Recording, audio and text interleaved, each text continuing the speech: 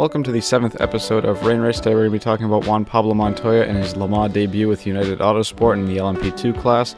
We're going to be talking about the current and future state of Formula One, and we're going to round it all off with a recap of this weekend's racing action. I'm Chris Aurelio. This is Rain Race. Let's go.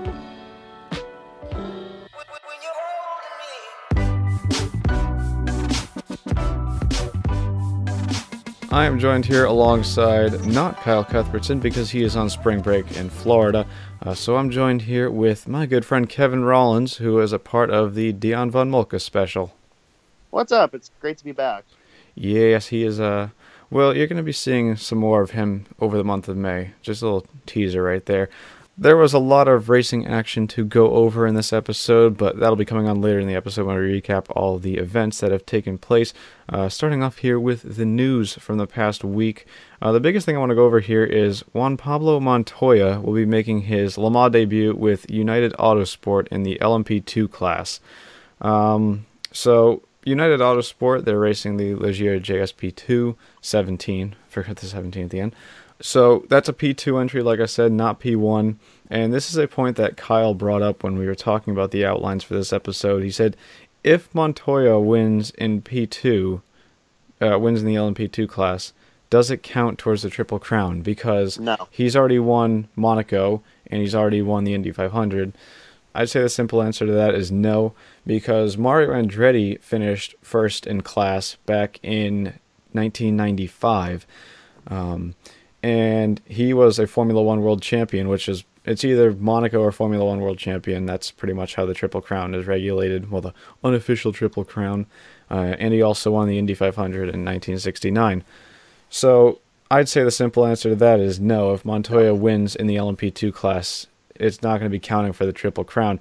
But what I think the good thing is that a LMP2 drive will put him in a good position. If he's successful, I could see it putting him in a great position for an LMP1 ride in the near future. Well, remember though, Juan Pablo Montoya really got this spark in sports car racing when he, in his return to sports car racing, that is, because he did race in Grand Am. But when he tested, I believe it was the Toyota a couple years back, on the rookie test after the end of the season, he's put himself in the position where his IndyCar career is pretty much done. His Formula One career is long over. His NASCAR career was a failed experiment. And now really sports cars is the one place that he really has to go, and he's still making waves in IMSA, which is not necessarily a good thing in the way he has made waves. But going to Le Mans, we expected it in LMP1, or at least I did. But an LMP2 drive really will put him on the radar if he does really good, or it could diminish his chance of actually getting the Triple Crown if he really does do badly. And not all of that's on him. Anything could happen at Le Mans. But I think his odds are better this year than it was last year because the LMP2 field has diminished a little bit because some of the really big guys in LMP2 have moved over to P1. Well, that and last year was a very sort of unique circumstance where pretty much all the P1 hybrids went out with some issues at some point in the race, and then Bicolis went out in the very early stages with their own issues, and that was it pretty much for LMP1. Now in LMP1 you have, it's going to be 9 cars, I believe, at Le Mans in that class, so all of them going out and giving that advantage to an LMP2 car, I don't see that happening.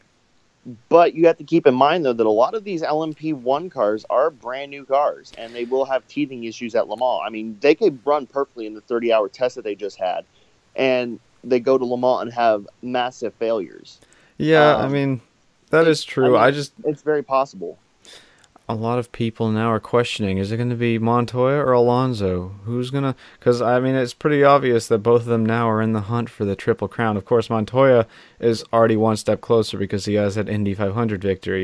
Alonso is missing a Le Mans victory and an Indy 500 victory. So, but he's also a lot younger. So, and Alonso has one thing going for him, and that's the fact that he has everybody's eyes on him from the IndyCar world. And if he gets another Andretti seat, he's going to be right there again. So, anyway, I want to talk about next because this is being recorded on Sunday, and so Bahrain and Phoenix have already happened. And one thing that Kevin and I both noticed and talked about yesterday during our Phoenix live stream was the sort of drama, unnecessary drama that we saw on pit road with crew members being hit. And then that was kind of just relayed again today because, of course, Kimi Räikkönen hitting I believe it was the left rear tire changer on his Ferrari. And he broke his leg. Yeah, he broke his leg. Obviously, we wish him a speedy recovery. But Kevin and I were talking about this last night, and I believe David Lamb talked about it in the post-race discussion we had, where is it really necessary that we have pit stops in open-wheel racing working like this? Because you look at, sports cars, and it's very simple. They just have one tire changer going around very slow, but it gets the job done pretty safely. NASCAR, they have guys jumping over the wall. They're not sitting there prepared for when the car comes in. So I think that brought up a question. Would you say there need to be changes mandated in order to have safer pit stops for open-wheel racing in the future? I mean, for IndyCar, what happened was stupid mistakes. That's just in a rush trying to get out under caution and with a crowded pit lane. I mean, the fact that it happened twice under one pit stop is mind-boggling. And it's more than just, the pit crew guys getting hurt. Look at what happened with Haas. Look what happened with Matthias Leist, where the guys aren't getting the work done, and now you're getting tires flying off, unsafe releases. That could cause incidents on track. So they do need to slow down the pit stops. I think for IndyCar, I would not say a minimum pit stop time would do anything. But I think for Formula One, to help improve the product as a whole, and this is going to be a very debatable opinion, they need to bring back refueling. Yeah, and I've seen that been thrown around quite a bit. And the thing that makes me wonder is that in sports cars, you aren't allowed to change tires while fuel is going in. So that makes me think... Also in sports cars, though, they limit how many guns and guys you can have over the wall at the same time. Yeah.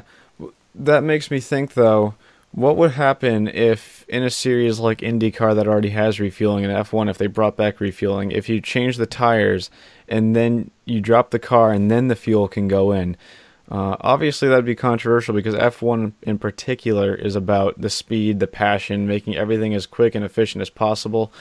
So having slower pit stops, I don't know if it'd be the most fan-friendly idea, but if they're in this for safety, which they have proven that they are with the introduction of the Halo, and controversially, all of these new safety initiatives that they have, honestly, I feel like that would be one way to sort of slow down the pit stops, make sure everything's all set, because there's a lot more you can mess up with the tires than the refueling. The refueling, you only need one guy. The hose goes in, it comes out. You're not worrying about tires flying off. If you can make sure all those tires are secure before you worry about refueling the car, I feel like that's one way right there that you can instantly prevent some of these things from happening in the future. We see with IndyCar that they're putting tires on, taking them off, and putting them back on while they're refueling. And, I mean, personally, I haven't had an issue with it, but once you start getting these crew members getting injured and you start to wonder what's an easy way to solve this problem, I think that that's one right out in the open right there. I think that that's something that the organizers should look into because, in the long run, it's not costing the teams that much extra. It's only going to cost them a couple extra seconds in the pits. If everything can be done to a higher standard, make sure we don't have these tires flying off the cars and make sure we don't have crew members being hit, I think that that's a step in the right direction, personally. I mean, the reason I made the comment about refueling is because that would add a whole other dimension to Formula One. You would absolutely. Now you'd have another strategic piece implemented in where it would be feasibly possible for, say, like somebody like Haas to actually win a race on fuel mileage. It would shake things up, and that's what Formula One needs. Well, the reason, of course, why Formula One got rid of refueling is because you'd have cars flying out of their pit stalls with the fuel hoses still in, and then you'd have fuel spewing down the pit lane, and then all you need is one flame from the exhaust to hit that, and you've got a fire on the pit lane, which we saw a couple of years, well, it was actually more than a couple of years back now. 2008, yeah. Yeah. I actually think it happened on multiple occasions in F1 before they banned refueling. But the problem is that mainly they're going too fast. They're trying to get everything done in 2 seconds or right around Well, that benchmark in Formula One, and mistakes will happen. I just thought of something else that would actually like it's a simple change, but it would probably make things a little bit safer. Instead of going when the car drops, why don't you have a guy signal you to go? Because that's what happened with Kimi Räikkönen. As soon as the car dropped, he was leaving, and unfortunately, the guy was at the wrong place at the wrong time. And I think there needs to be a guy that actually has to physically signal them to leave instead of just drop and go. Yeah. All right, staying on the topic of F1, Kyle put this in here, but of course he isn't here. So we can always pick this up though because it is something that I agree with as well. He said that after watching the Australia F1 race, was it last weekend? Actually, I think it 2 was weeks ago. 2 weeks ago now at this point. That F1 is becoming too political because if you saw in the news. There are a lot of teams saying that Haas and Ferrari, their cars are too similar. That Haas is basically running, in essence, a 2017 Ferrari with a halo on it. All the aero bits look similar. Of course, it's running a Ferrari power unit. And there are actually rivals calling for an investigation to be made about the similarities between the 2018 Haas and 2017 Ferrari. Well, I mean, this isn't the first time that this has happened. And this whole rule about the cars, they have to be different. That came from 2009, actually, from Red Bull and Scuderia Toro Rosso, which it doesn't take a rocket scientist to figure out those teams are interlaced. Over the offseason, though, Haas has become a more stronger associate of Ferraris, and I think that they should just let them race because. The people who are complaining about it are the guys who like the status quo in Formula One, where it's Ferrari, Mercedes, and then you'll have Force India, Renault, and everybody else just falls in line. I wholesomely believe that they should let them race the way they are because it provided a very fantastic show, and plus it would boost viewership in the United States if the American team is up there and competitive. The thing that stands out the most to me is that this is nothing new by any standards whatsoever.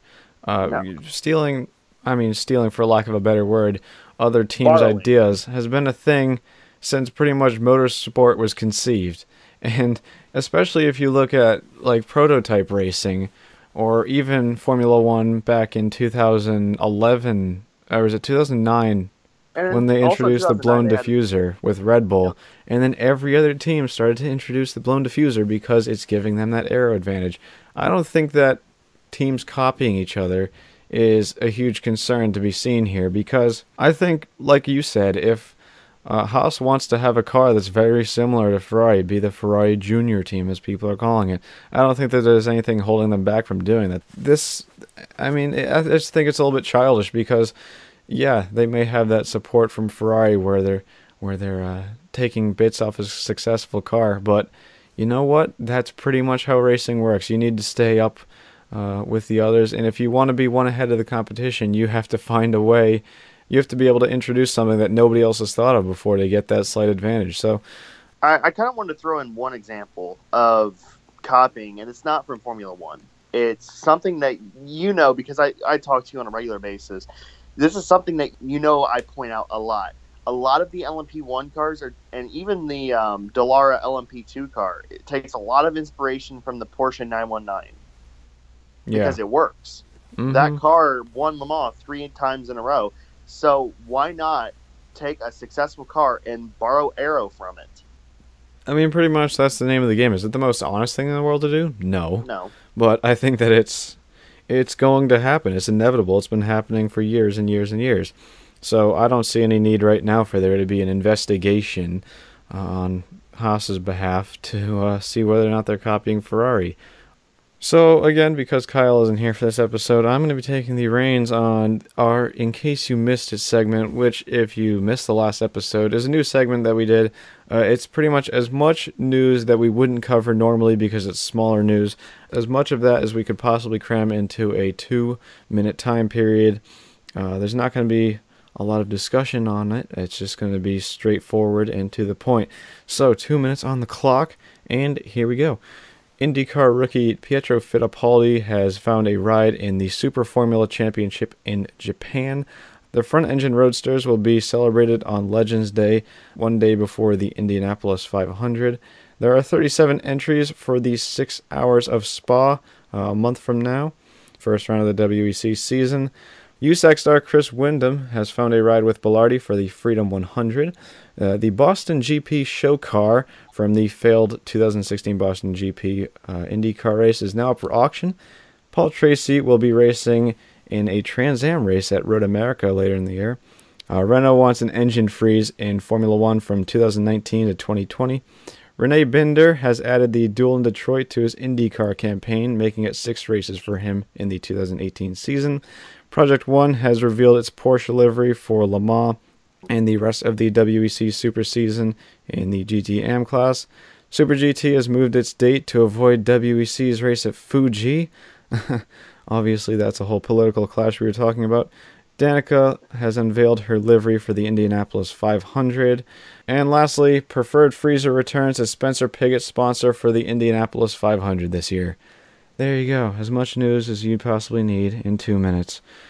Anyway, the next thing I wanted to talk about here was Liberty Media and their plans for the 2021 Formula One Championship. They unveiled their plans about the cars, 2 teams at this past weekend at Bahrain, and Kevin has made some bullet points that he wants to go over regarding these new plans. Yeah, I did a little bit of research when they announced it, and so the first thing that they're going to implement, or at least try to implement, is higher engine revs. That way, so we could get a more louder noise, because a lot of people who've watched Formula One for a very long time have complained the cars don't sound good. And I agree. The higher engine revs would add a little bit more of a higher squeal to the cars. Not too much where they're making your ears bleed, but just make them sound a little bit better. Another thing, they're going to be removing the MGU-H, which actually is a heat generator unit. And it works off the turbocharger's heat, and it will turn that heat into usable energy. Next thing they're going to try to implement is a stock battery and control electronics, something to kind of cost cap it a little bit. And, Total Wolf of Mercedes has been heavily against this so far. Of course, the factory teams are going to be against anything to cost cap it and bring the competition closer. And then another thing is going to be universal engine connections. And what that means is that, and I'm going to use the McLaren example, they've had issues getting the Renault engine to plug into their car per se. So what Liberty Media wants to do is make a universal connection where you can plop a Renault engine where a Honda engine used to fit and not have to change the complete dynamic of the car. So it's very interesting to see that they're trying to actually step back in time in terms of how the cars sound, get rid of some of the major hybrid components to try to cost cap. And it seems like the biggest thing is cost capping in this. I mean, because they're trying to make the championship, obviously, like a lot of other series are right now, they're trying to make it more appealing to these smaller privateers because, sad to say, we've seen some of these manufacturers, these big manufacturers like Mercedes and Ferrari, and on the sports car side, Audi, switch over to Formula E because, it's changing with the times, and all these guys want to switch over to more green racing initiatives, so getting those privateers on board is really, really important for the future of racing. But the 2021 engine regulations are very interesting, and I can say this, that I don't really see all of them going through at all, because F1 teams are like, all right, Liberty Media is like a daycare center, and all the little kids are the teens, and they all want something different, and they all cry when they don't get it. For example, why do you think we have threats from Mercedes and Ferrari of a spin-off F1 series? Because they're not getting what they want. So it seems that the threats of pulling out of F1 are being more and more prominent because Liberty Media isn't bending to the will of the major manufacturers like Bernie Ecclestone did. So yeah, like you said, the main purpose or the main focus of these new regulations is cost capping, trying to get more manufacturers involved. And of course, I think that that's a great idea. We've already seen the head of Aston Martin say that it's pretty much exactly what they would like to see out of the new Formula One regulations. So that'll be interesting if we see them hopping in as an engine supplier. But yeah, I rather mean, than a title sponsor. yeah, I think it's a great thing to look forward to, though. Obviously, they are trying to appeal to what some of the fans want, and I think that that's important. After we keep going back to this, but after the introduction of the Halo, a lot of fans were pretty much turned off. They feel like it's not the F1 that they grew to love, and I think that any way that they can get some of these fans back is going to be a great initiative to bring forward. Like I said at the very beginning of this, we've had quite a few big racing events going on, so why don't we just end off this entire thing with a couple of recaps here. The first thing I want to go over is the WEC Prologue. Every year, WEC hosts a test session at the beginning of the season just to get all the cars up to speed so you can see the brand new cars, particularly in LMP1 this year. We get to see all the new beautiful liveried cars in the flesh. And that was actually quite interesting because if you were following live timing for it, like Kevin and myself, you'd be like nerds. Yeah, you'd be more than a little surprised to see that Toyota pretty much had a 4 to 5 second lead over all the privateers. And when I was watching this, the first thing that went to my head was, wait, why? How? Because the privateers got a huge power boost in the off season, and when you're seeing that they had the same times or even slower than they were compared to the hybrids last year, something wasn't adding up. And of course, a couple days later, Daily Sports Car reveals that Toyota was actually running at pretty much full potential. They weren't following their turbo restrictions. They weren't following their fuel restrictions.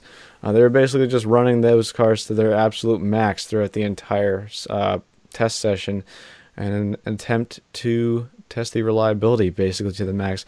Because if you can make it work under those harsh conditions, then hopefully it'll survive 24 hours at Le Mans, finally. I do want to throw this one thing in there real fast, though. For the first time ever, it wasn't just separate test sessions. It was one long 30-hour continuous test. Yep. And it was actually split up into multiple sessions, but yeah. Everybody was able to run throughout the 30 hours. Yep. Not too much to go over in LMP2. The number 31 Dragon Speed car had the fastest lap time of the day in their Oreca 07. The Orecas had the top 3 positions in the timings swept over the first Dallara in 4th place with the number 29 Racing Team Netherlands entry. Moving on to GTE Pro, it seemed to be Porsche taking the high stance on this weekend. They set a fastest lap of 151.332, and that is a hefty 0.6 over the fastest car that's not a Porsche, which was the number 67 Ford GT. Well, we also seen some issues with the BMWs. They really didn't appear up to speed, but obviously that's going to be rectified, as well as the Aston Martins. Again, both brand new cars, probably experiencing some teething issues. At this point, it's just get those cars ready for Spa, and hopefully that they'll be on pace once balanced performance kicks in.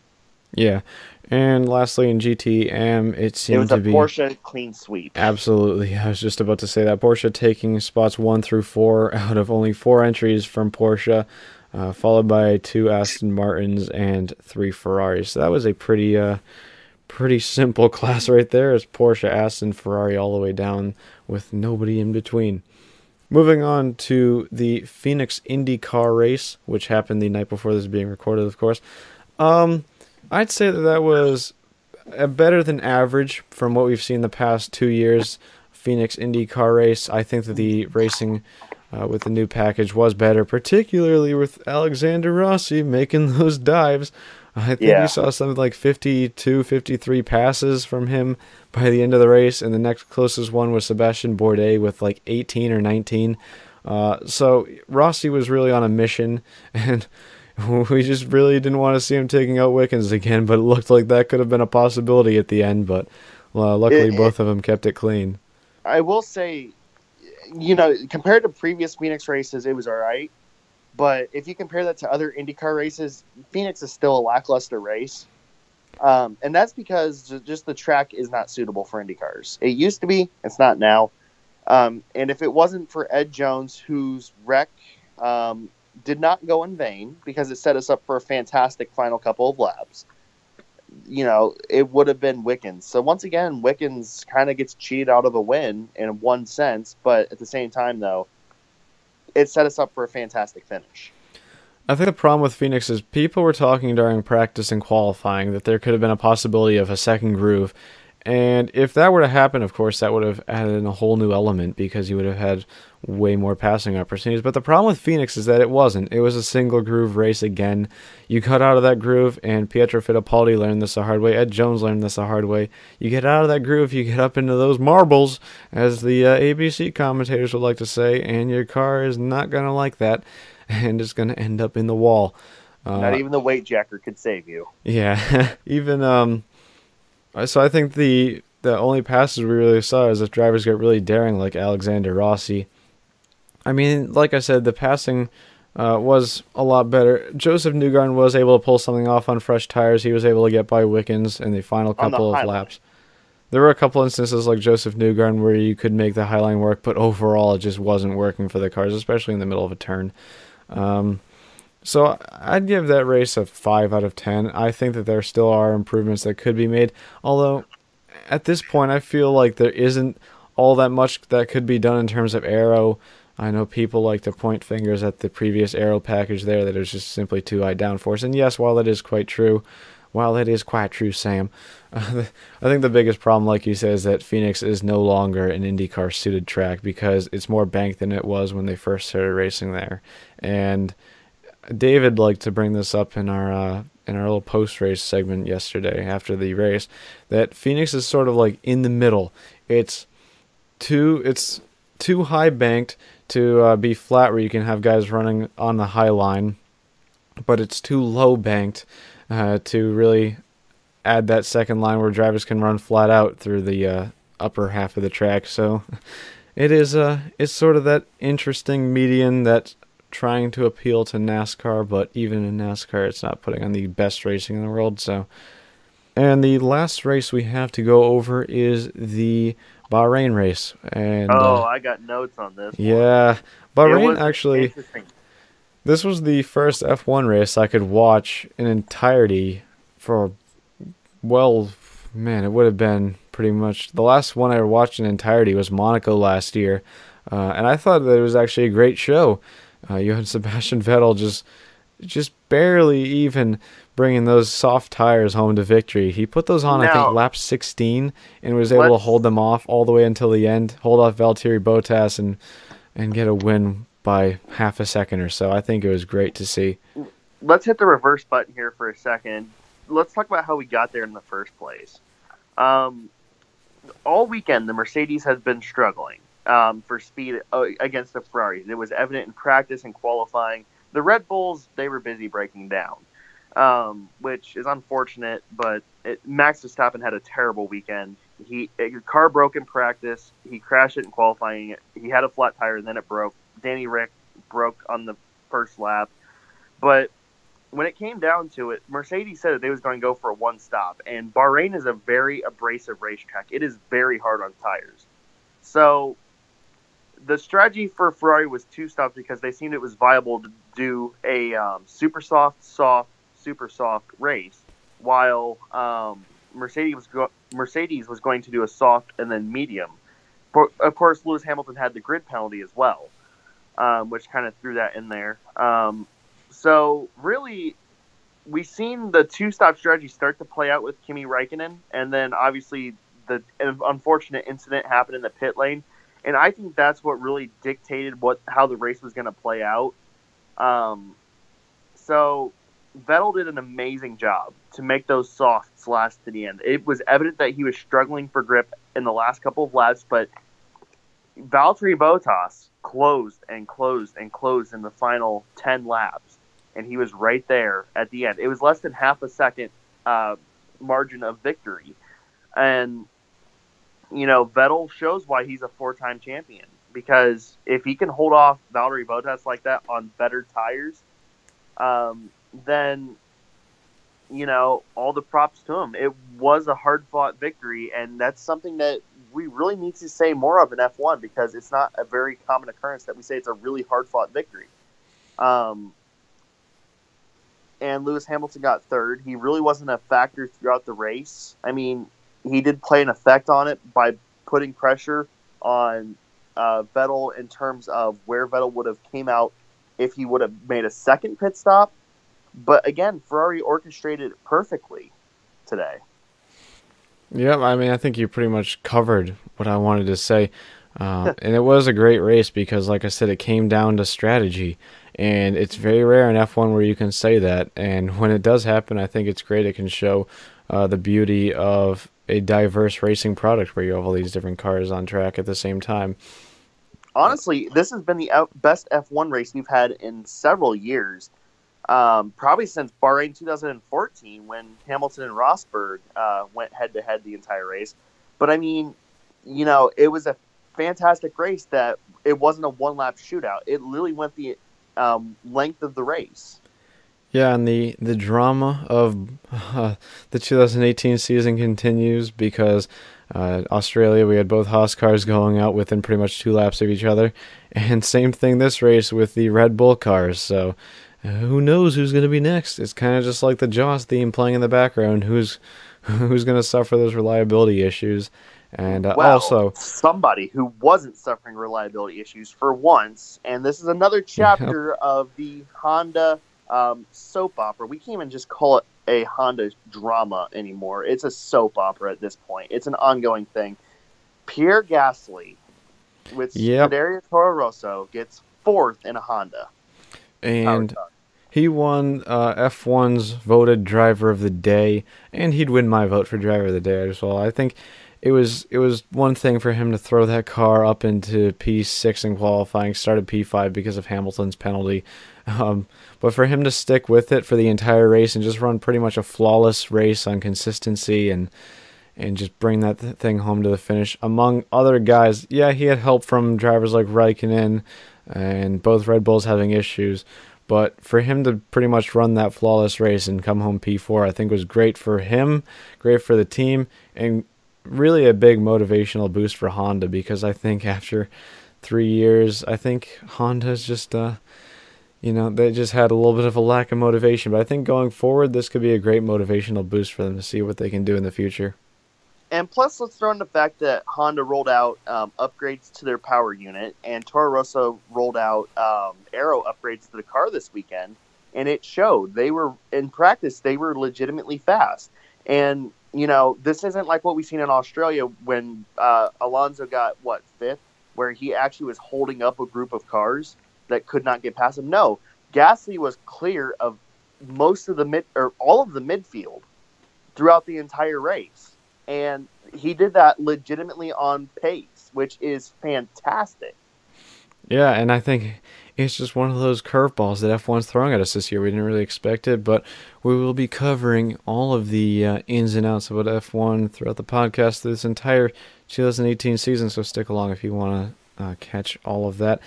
The very last thing I want to go over in this podcast, though, is because IndyCar is heading to Long Beach next. I almost said Phoenix. Which Long Beach is, undoubtedly one of their biggest races of the season. Kyle insisted that we make some picks because we do make picks for the big races throughout all the series. So, I think we need to have one rule for this, though. Oh, really? Because I was going to say Robert Wickens. I was going to say the traditional, one realistic and one underdog. Or one no Robert card. Wickens on this one, okay? All right, well, all right, know he's going to be up there. I'm going to put myself on the spot first because I didn't even think about this, but this is going to be... All right, realistic. I'm going to say, and you can hate me for saying it, but I'm going to say Sebastian Bourdais because you look at his performance last year and you look at the momentum that Dale Coyne has going this year, I don't see any reason why they won't be a contender up at the front. And yeah, that's a biased pick, and I'm proud. But I'm taking a play right out of Kyle's playbook here and picking my favorite. In terms of a wild card, I'm going to go with the same one who I picked for Phoenix, which was Takuma Sato. Takuma Sato, of course, he won there back in 2013. And he's been showing some pace this season, and if he can get that consistency down and throw in a good run, of course, I could see him being up front towards the end. Ray Hall Letterman Land, again, is a team that seems to have figured out this Honda package over the past couple of seasons, and very early in the 2018 new package, but they seem to have a good grip on things going so far with that P2 from Graham at St. Pete. So, for my picks, the realistic one, I know I said no Robert Wickens, so I'm going to go with his teammate, James Hinchcliffe. He's the defending champion. He has a fantastic engineer on the box with Lena Gade. The S&P package is proving to be really well, as both cars have finished up in the top 5 in both races so far. And I think Hinchcliffe could actually pull off another win there, and it'd be fantastic. The only reason that I would really, really want Hinchcliffe to win is because of Lena Gade, because I'm an Audi sport fanatic still. Now, for the underdog, I got to go with Ed Jones. That's a good one. He has shown pace in the tests. I got to see him test at Indy. He was very aggressive. But the car looked really stable with him. And I honestly think that Ed Jones could actually get a win at Long Beach realistically, because he has a team that is now not divided in interest. They're running 2 cars.